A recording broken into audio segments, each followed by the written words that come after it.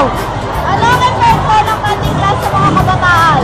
Maraming epekto ng cutting classes. Ito yung maraming epekto.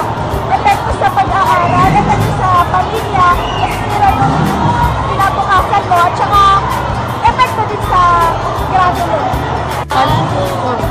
Nakapag-cutting class ka na ba? Ano ka na lang na? Ako, parang matry ko ng isang beses, pero masaya kasi kasama mo yung mga kabarkada mo, walang mga batas-batas, yung gala-gala ka lang. Ano ang mga ginagawa nyo sa tuwing nag-cutting? Syempre, alam natin yan, tambay sa kantin, or nag-smoke, or nag-read. Alam naman natin yan eh. Minsan, nagdadaldalan, mga kwentuhan. Syempre, napapadalas na yan kasi pag nagdadaldalan kayo, humahaba, tsaka tumatagal yung pagkakating nyo. Thank you! Ano ang nagiging epekto ng pagkakating?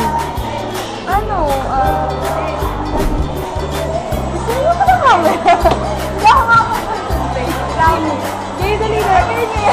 Hindi kasi yun eh. Dali na, please. Sinapag ko ako sa pag-aaral. Mas lalo sila na yung kasi bad influence yan eh. Pag nasimulan mo na dala-dala sila. Ano sa sabi ko na hanapan natin. Sige. Office na. Ano ang masamang na idudulot ng cutting class? Nabagsak niya. Go. Ano pa? Wala akong masamang na natulog. Sumaya naman, tapos kasi yun lang kasi talo kay mama. Ano ang magandang dulot ng pagkakating? Kayahay! Ang masaya, kasama ang pwede. Ano pa po? Magandang dunod, iiwasan yung mga masamang bisyo.